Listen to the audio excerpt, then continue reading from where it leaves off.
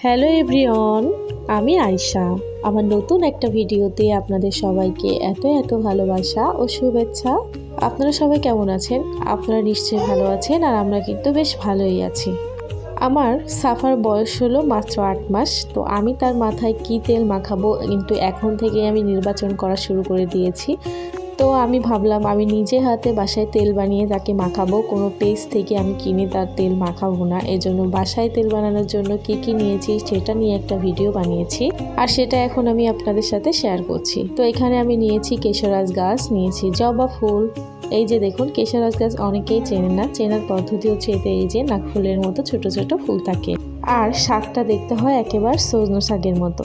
এর সাথে নিয়েছি আমি তেলা কচুর পাতা, নিয়েছি জবা ফুল, নিয়েছি পেঁয়াজ, নিয়েছি কালো জিরা, নিয়েছি মেথি, আর নিয়েছি 100 গ্রাম মতো খাঁটি নারকেল তেল। তো সবগুলোই রেখে দিয়েছি। এখন এগুলোকে সুন্দর মতো ধুয়ে নেব। ধুয়ে কিন্তু আমি পানি ঝরিয়ে নেব। তো সুন্দর মতো আমি একটা পানির বোতল দিয়ে ধুয়ে নিচ্ছিলাম, কারণ কোন বাগানে ছিল না ছিল তার তো কোনো বিষয় নাই। এজন্য এটাকে সুন্দর মতো আমি ধুয়ে নিচ্ছি। ধুয়ে একটা ঝাঁকড়ার পরে রাখছি, রেখে পানি ঝরিয়ে নিয়েছি। আর এখন বসে গেছি শিলপাটা নিয়ে এটাকে বাটার জন্য। এখন এটাকে সুন্দর মতো একটু বাটবো। এটাকে একটু পিষে না, আচ্ছা মতো করে বাটবো। বাট পেঁয়াজটাকে একটু মিহি করে বেটে দেবো, যাতে পেঁয়াজের রসটা সম্পূর্ণরূপে বের হয়ে যায়। জানেন, আমি আগে জানতাম না যে যদি জবা ফুল বাটা হয় তাহলে হাত কালো হয়ে যায়। আমার হাতটা পুরাই নখটগুলো কালো হয়ে গিয়েছিল শুধুমাত্র জবা ফুল বাটার কারণে। তো কোনো বিষয় না, যেহেতু মেয়ের জন্য তেল বানাবো, এতটুকু কষ্ট মা করতেই পারবে, এটা নিয়ে কোনো টেনশন নেই।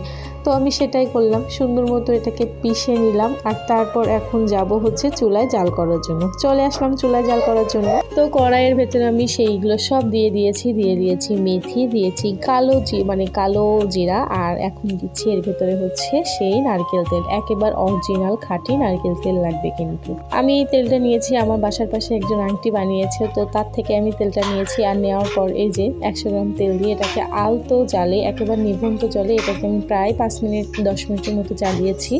তো যখন এটা সুন্দর মতো ভাজা ভাজা টাইপের হয়ে যাবে তখন কিন্তু আমি সুন্দর মতো নামিয়ে নেব। আর তেলের কালারটাও কিন্তু চেঞ্জ হয়ে আসবে। এটার বোঝার উপায় হচ্ছে একটাই, যে আপনার তেলের কালারটা কিন্তু চেঞ্জ হয়ে যাবে। তো এটা কিন্তু আপনার মেয়ে বা ছেলে যাকেই হোক আপনি নিজেও কিন্তু এটা ইউজ করতে পারেন। এসব ভীষণই ভালো, অর্গ্যানিক। আমরা তো বিভিন্ন পেজ থেকে এটা কিনি, বিভিন্ন পেজ থেকে না কিনে কিন্তু আমরা বাসায় বানিয়ে এটাকে মাখতে পারি। যদি একটানা মাখা হয় তাহলে কিন্তু রেজাল্টটা ভীষণই ভালো আসে। তো এটা আমি রেখে দিয়েছিলাম ঠান্ডা করার জন্য। আর পরবর্তী বিকালবেলা এই যে আমি সুন্দর মতো এখন ছাঁকনির সাহায্যে সেঁকে নিচ্ছি। তেলের কালারটা দেখুন পুরোপুরি কত সুন্দর এসেছে, দেখতে বেশ ভালোই লাগছিল। তো এই যে আমার তেলটা কিন্তু সম্পূর্ণভাবে চলে এসেছে। আর এখন আমি এই তেলের কালারটা হচ্ছে স্টিলের বাটিতে বোঝা যাচ্ছে না, বাট কাচের বাটিতে খুব সুন্দর বোঝা যাচ্ছে।